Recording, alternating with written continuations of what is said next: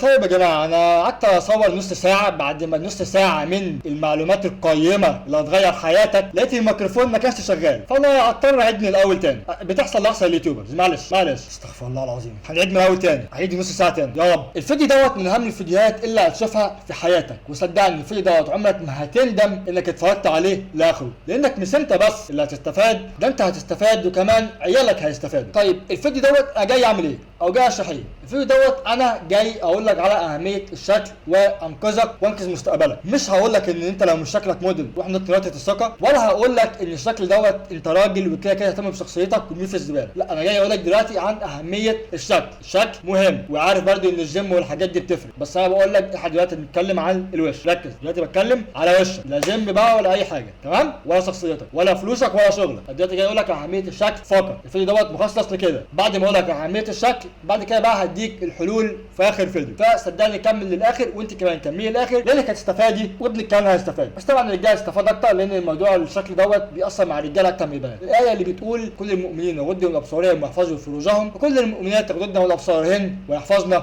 فروجهن. طيب ممكن بقى تقول لي دلوقتي طب انا عمال ابص على الرجاله ومش حاسه بحاجه، مش حاسه باي انجذاب ليهم. هقول لك ان دوت طبيعي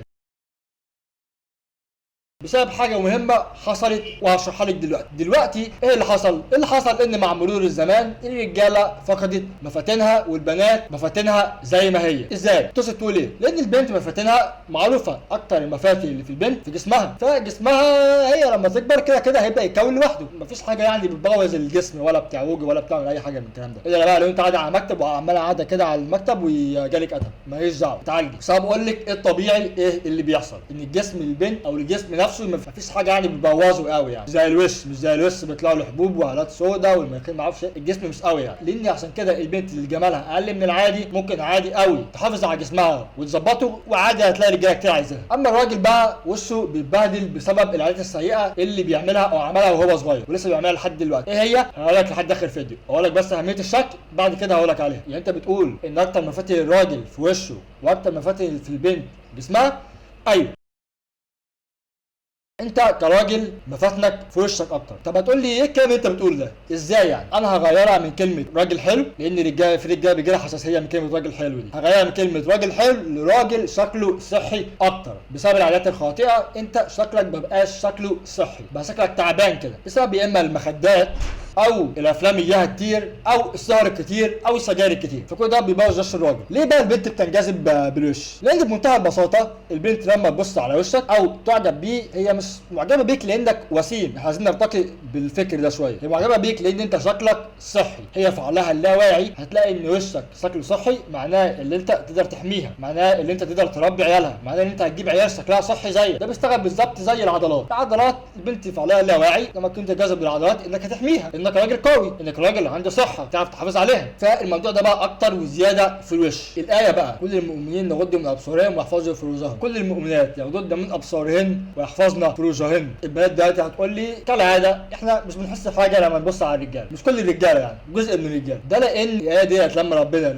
ربنا نزلها على اساس اللي انت كراجل سيبك من البنات، البنت مهما وشها باظ فدي تتعوض بحاجات كتيره، لكن احنا الرجاله غلابه ما عندناش غير وش بس. عارف الشغل والفلوس والعضلات كل ده مهم، ما بنتكلمش على حاجات دلوقتي، بنتكلم على الوش، تمام؟ ما تغيرش الموضوع. ربنا بيقول في القران لقد خلقنا الانسان في احسن تقويم. انت اصلا ربنا خلقك كانسان بيرفكت. كل انت بقى ان انت بوظت وشك بسبب العادات الخاطئه، او انت بوظت جسمك وتخنته وبهدلته وقعدت تاكل اكل غير صحي كتير لدرجه ان وشك كله اتملى حبوب، دي حاجه ترجع لك انت. لكن ربنا لقد خلقنا الانسان في احسن تقويم. وبعدين لو الشخصيه اهم من الشكل، لو انت رايح مكان مهم او حدث مهم، ليه مثلا مش بتروح بلبس البيت؟ ليه مثلا بدل ما تلبس الجزمه الغاليه ما تلبسش بالحمام وتروح مثلا؟ مش تستخدم شخصيتك، تمام؟ الشخصيه اهم من الشكل. يبقى الاثنين مهمين، فلازم تحط في بالك ان الشكل مهم، لازم تحافظ عليه وشكلك يبقى صحي اكتر. لا مش تعملها عشان البنات، يبقى اعملها عشان صحتك. نيجي بقى كل المؤمنات يغضضن من ابصارهن ويحفظن فروجهن. الايه دي نزلت على اساس ان انت كراجل هتعيش حياه صحيه مثاليه، نومك هيبقى كويس، اكلك كويس، هتتنفس بطريقه شكلها كويسه، فانت لما تكبر شكلك هيبقى رجولي، جمجمتك مظبوطه، فالبنت لما تشوفك هتنجذب ليه، لان البنت لما تشوفك هتشوف ان انت راجل صحي هتقدر تحافظ عليك، فالبنت بتنجذب بوشك عشان انت شكلك صحي. بعد كده بقى انت بتستخدم الجسم عشان تجيب عيال وتربيهم ويكونوا مفيدين في المجتمع ويعبدوا ربنا والكلام الجميل ده. وبرده نوضح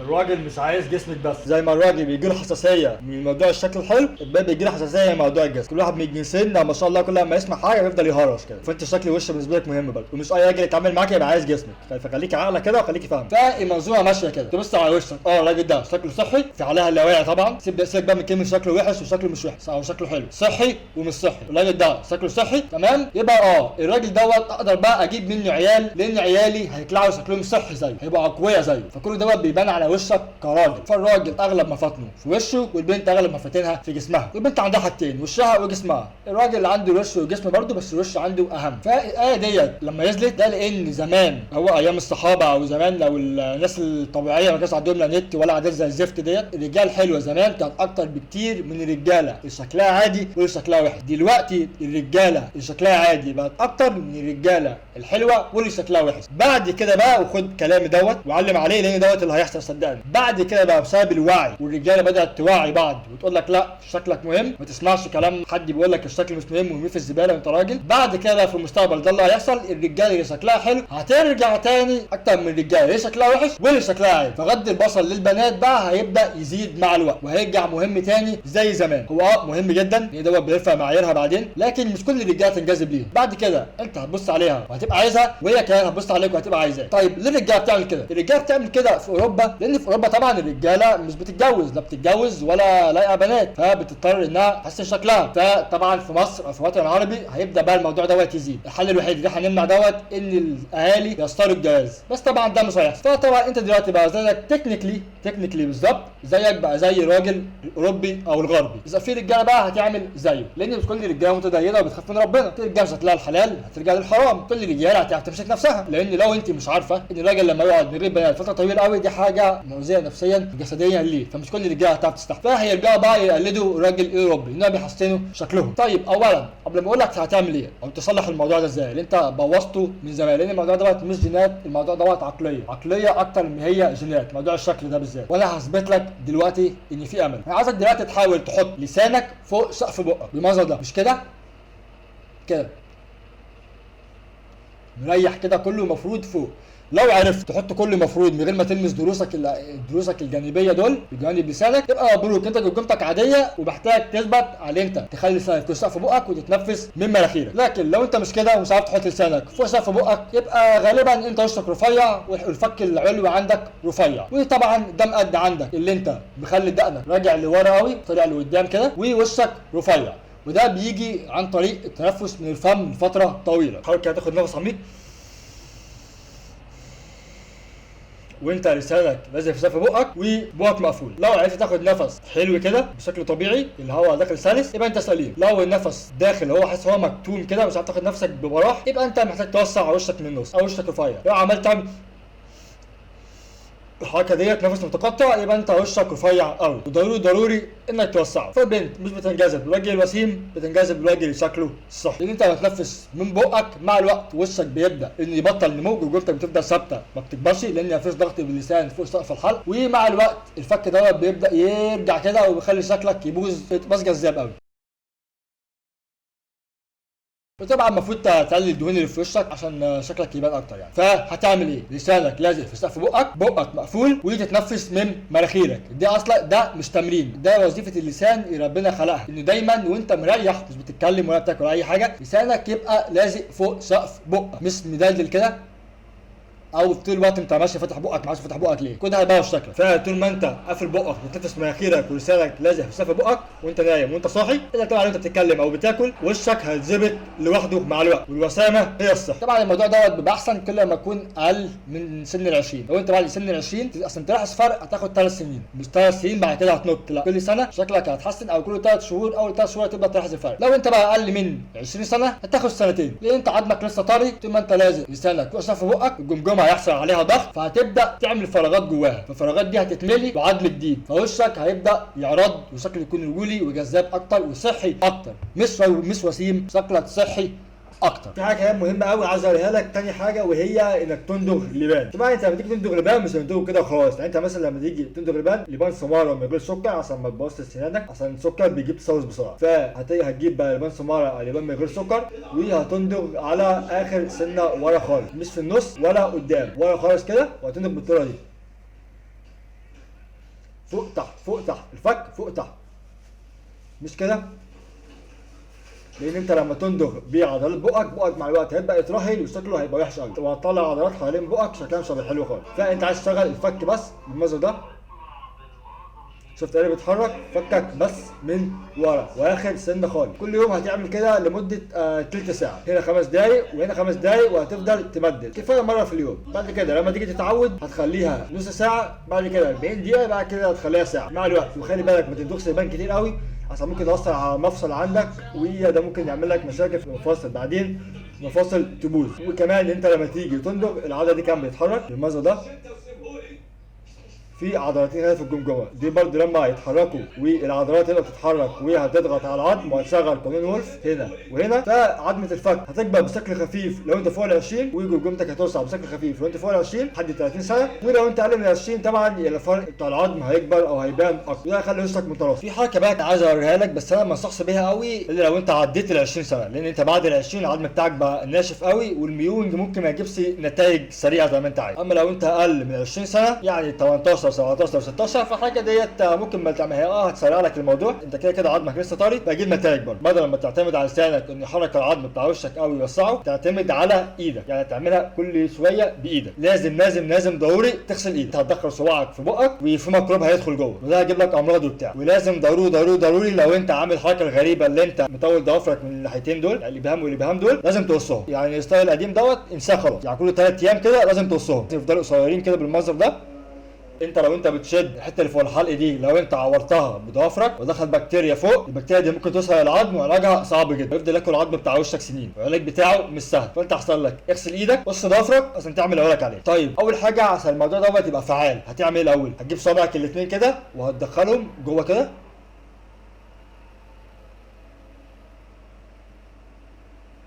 في العمق بتاع العظمه ديت، هتدخل ابهامك الاثنين في لحد ما توصل لحد ما تمسك العظمه دي، وهتسدهم فوق والبره، وسد بنفس القوه عشان ما تعملش عدم تماسك او جنب يبقى اكبر من جنب. ده مش هدفه انك توسع العظم بايدك، لكن هدفه انك تحفز العظم انه يوسع او يكبر، او تسهل الموضوع على اللسان يعني. وكمان في اربطه هنا ماسكه الخد، يعني انت لو مسكت وقعدت تدعك كده يمين شمال وفوق وتحت وحسيت بوجع، ده لان الاربطه بتاعتك كانت شد قوي. لو فضلت بقى تعملها لحد ما الوجع يخف يبقى مبروك، الاربطه خفت، وهنجهز بقى للتمرين الثاني. وتمرين العظم دوت هتعملها 3 مرات في الجلسه الواحده، و3 جلسات في اليوم، يعني كل 3 ساعات اعملها، يعني 3 مرات في اليوم. نيجي بقى للتجهيز الثاني قبل التمرين. هتجيب الابهام دوت وهتحط صباع واحد بس في بقك في المنظر ده لفوق، وهتدلك بالمنظر ده. طبعا انت هتقدر تدخل صوابعك الاثنين، واشك انك تقدر تعمل كده لان اصلا انت وشك ضيق، فلما قدرتش يبقى اعملها بصباع واحد بس، لو قدرت بالاثنين يبقى اعمل بالاثنين. انك برضه تحفز سقف الحلق انه يتوسع بسهوله، انك بس عمال تفك الاربطه، كده انت بتفك الاربطه لسه ما وصلناش للتمرين. نيجي بقى للتمرين وده وقت الجد. اول حاجه عشان ما تعملش عدم تناسل، هتروح في الحيطه وهتفرد ظهرك كده، وهتخلي رقبتك لازقه في الحيطه من ورا كده، وهتنزل رقبتك كده قد ما تقدر جامد. اول حاجه هنصلح العظم اللي ضاغط لجوه، هنخلي الوش يرمي لقدام اكتر. هتجيب الابهام دوت تعمل كده،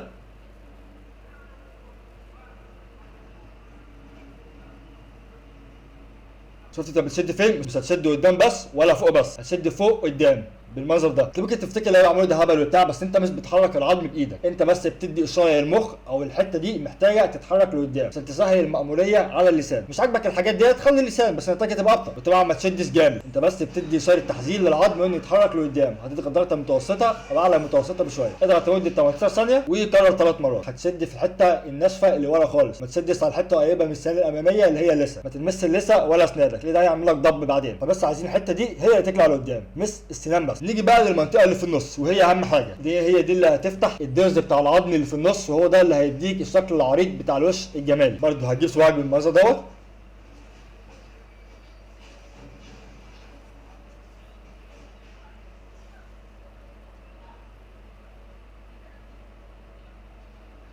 وهتبدا توسع بالاثنين. وطبعا ما تضغطش جامد قوي، ضغط اكبر من المتوسط بشويه، وهتحس طبعا بشد في النص اللي هو اكن يعني الجوجوه بتتفتح، بس انت مش هتفتح الجوجوه بايدك، احنا مش عايزين نعمل كده. انت بس بتحفز الغثاء المطاط دوت او سقف الحلق انه يتمدد عشان العظم يفتح بعد كده، وتسهل المأموريه على اللسان، وخلي صباعك كله لامس يبان كله، ما تبقاش كده مدببه عشان هتعور نفسك. حط صباعك فين؟ في نص الحلق، لا ورا قوي ولا قدام قوي، واوعى اياك تلمس السنان خالص، لو لمست السنان كده هتتحرك ويعمل لك مشاكل بعدين. اضغط بس على الجزء الناشف اللي بسقف الحلق، هتضغط لفوق ويمين وشمال، وده مع الوقت هيخلي العظمتين دول يبرزوا لبره. وطبعا هنسهل بس المأموريه على اللسان، واول ما تخلص خلي اللسان دايما فوق سقف بقك، لان هو دوت اللي هيحافظ على مجهودك. ولو انت عملتها صح ممكن تحس بطقطقه كده في سقف بقك، وده كويس لان العظم هو اللي بيطق، وهتحس ان نفسك بقى تاخده بسهوله شويه. بس خلي بالك ان النفس دوت هيبقى حاجه مؤقته، عايز يبقى دايم زي ما قلت لك كل يوم كل 3 ساعات هتعملها ضهرك للحيطه 3 مرات في اليوم، ودي برده 3 مرات ودي برده 3 مرات، يبقى 3 جلسات في اليوم، الجلسه الواحده كل واحده 3 مرات. وانت بتعملها خد نفس عميق بالمنظر ده،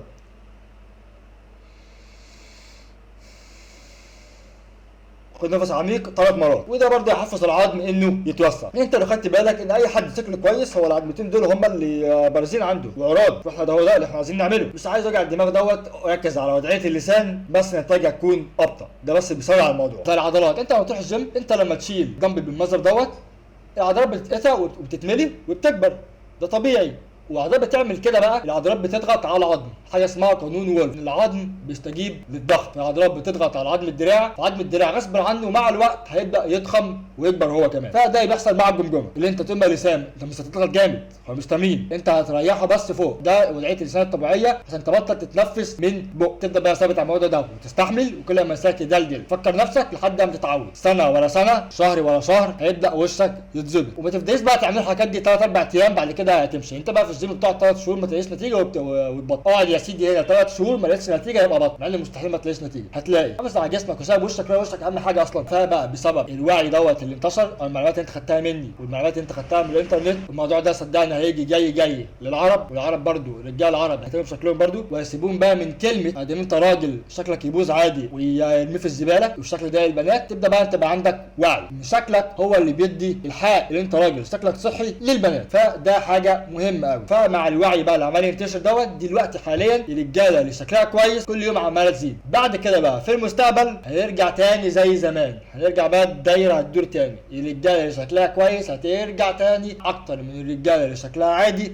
وشكلها اقل من العادي، لان انت بعد عرفت المعلومات ديت مستحيل تسمح لابنك انه يتنفس من بقه، لان انت خلاص بقى عندك وعي، فبقيت عالم بالحاجات ديت، بقيت عارف. وكمان ممكن توصل لدرجه اللي انت او انت لو لقيت ابنك يتنفس من بقه او فاتح بقه او مدلدل لسانه انك تعاقبه وتزعق، لان انت عارف خلاص الموضوع ده هيدمره في المستقبل وهيقلل فرصه بشكل كبير. ما تنساش كمان وانت نايم انك تتنفس من مناخيرك، دي اهم حاجه، لانك انت بتنام 8 9 ساعات متواصله وده يسرع الموضوع. لو مش هتعرف وغالبا مش هتعرف، انت متعود انك تشخر وانت نايم، يبقى هتحط البلاستر على بقك وتلزق برضه لسانك فوق سطح الفم، لازم لسانك كله يبقى لامس السطح، الجسم كله، جسم اللسان كله. مع الوقت بقى الحته دي عندك هتبدا تعرض وشكلها هيرجع طبيعي، بالذات لو انت تحت ال20. لو انت تحت ال20 انت طبعا شكلك هيبقى احسن بكتير لما تكبر، ولو انت فوق ال20 تاخد وقت شويه لان العظم نشف، الموضوع طبعا ما انتهاش لسه في امل. لو حد قال لك الموضوع ده هطل اللي انت بتعمله دوت وما تعملش كده الشكل مش مهم، قول له الشكل مش مهم ويعملها برضه. ممكن كمان لو انت لسه صغير ممكن تروح تقول لابوك وامك اللي انا وشي من النص رفيع وده مأثر على تنفسي، ولما اتكلم بفضل اعد لساني وبفضل المس للضروس العلويه كتير، فالدكتور هيركب لك حاجه زي موسع كده اكسباندر في وشك، ده هيظبط شكل وشك، هيظبطه للابد. فانت لازم تعرف ان لسانك هو تقويم الطبيعي اللي ربنا خلقه جوه بقك، طول ما انت لازق لسانك فوق شرف البق بتتنفس من مناخيرك زي البني ادمين الطبيعيين. مع طبيعي البنات ما بتنجذبش للرجاله من النوع دوت، لان اصلا هو وشه ما بقاش طبيعي. فدلوقتي جاي اقول لك انك تصلح لو انت صغير تلحق نفسك وتلحق عيالك، لان ما حدش هيقول لك في اليوتيوب العربي كله تقريبا ان الشكل مهم، او هيقول لك المعلومات دي. ولو انت برده اقل من 20 سنه ممكن تبدا تندغ البان نص ساعه كل يوم، بس البان من غير سكر عشان لسانك ما تبصي. 5 دقايق هنا 5 دقايق هنا، هتندغ ورا خالص كده، ما تدخش لا قدام ولا هنا ولا الحته دي، اخر ضرس عندك كده اندغ عليه وما تعملش كده، ما تندخش ببقك وهتفضل تهزي فكك يمين شمال كده،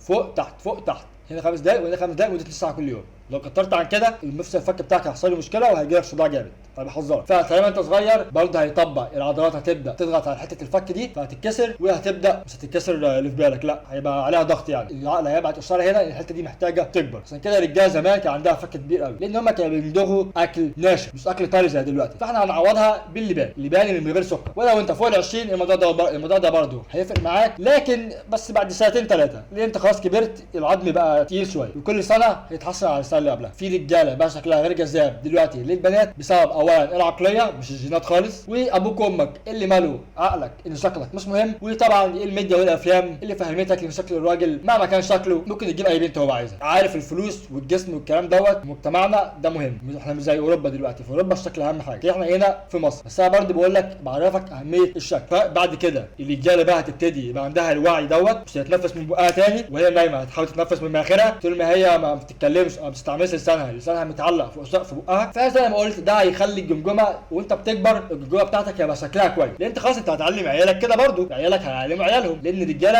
مستحيل حد يضحك عليهم تاني بقى عندهم وعي خلاص. فانت طبعا هيفضل بقى يورث الحاجات دي جيل وجيل وان شكلك يبقى صح. مش حاجه اسمها وسيم او انت عارف انت الموديلز اللي انت اصلا الموديل اللي انت بتشوفهم دلوقتي على التلفزيون او في النت دول الموضوع جينات ازاي بتفرق طبعا، بس وهم صغيرين كان عندهم نمط صحي انت لو مشيت عليه زيك بالظبط غالبا هتبقى شبههم. وما تستغربش هتقول لي ازاي ابقى شبه دول. الموضوع مش جينات، الموضوع عقليتك انت. هل انت مقتنع ان شكل الراجل مش مهم خالص ولا انت راجل عاقل وعارف ان شكله مهم ولازم احافظ عليه مهما كان؟ ده على حسب. وانت هتقول لي ليه البنات مش بتنجذب للراجل بيتنفس من بقه؟ لان غالبا انت بتنفس من بقك انت عندك مشاكل في التنفس، بتفضل تعد على لسانك كتير وانت بتتكلم من الحته دي ودي. فالبنت مش محتاجه تعرف المعلومه دي، البنت بتحس. ربنا خلقهم كده لان انت عندك حيوانات منويه كتير فعندك كذا فرصه، لكن البنت عندها بويضه واحده بس، يعني غلطه بالنسبه لها الفوره. فربنا مركب لهم جهاز استشعار كده وجهاز انذار يعرفوا كده لما ابص على وشك هل انت شكلك صحي ولا لا. فبقى بسبب الوعي دوت زمان الرجاله الحلوه كانت اكتر من العادي والوحش، دلوقتي الرجاله العاديه اكتر من الحلو والوحش. بعد كده بسبب انتشار الوعي بقى والسوشيال ميديا الرجاله تبقى تفهم اللي فيها، الرجاله الحلوه هتبقى اكتر من الرجاله اللي شكلها عادي واللي شكلها وحش. انت شكلك هيبقى رجولي اكتر. طبعا الاول لسه ما فاتش، انت مهما كان سنك ممكن تظبط وشك بانك بس الموضوع بسيط. الصعب في كده انك تعود نفسك انك تتنفس من مناخيرك وتخلي الفك اللي راجع لورا قوي هنا دوت يبدا كل شويه كل يوم يبدا يجي لقدام لحد ما شكلك يبقى طبيعي، شكلك يبقى صح. وبالنسبه للجهاز دوت ضروري اللي انت لو ابنك وشه رفيع قوي او انت هتعمله انت تروح عند دكتور تقويم، قول له هل ابني وشه من فوق او الفك اللي فوق ضيق ولا محتاج يتوسع، يعني هو واسع شكله عادي ولا محتاج يتوسع. الدكتور بقى هيقول لك صدقني انت كده هتوفر على ابنك معاناه كان هيعانيها طول حياته، لان العظم بيثبت مع الوقت. طبعا هيرجع تاني لو هو فضل معلق لسانه تحت. من احد الاسباب اصلا ان العيال بتتنفس من بقها هي ما بتعرفش تخلي لسانها فوق لان فكها ضيق، فانت هتنقذه بكده. وانت برضه ممكن تعمل الجهاز دوت، بس خلي بالك انت لو فوق ال 20 غالبا العظم بتاعك بقى قوي قوي فتضطر ان هو يركبه مسامير وحاجات كده عشان الجهاز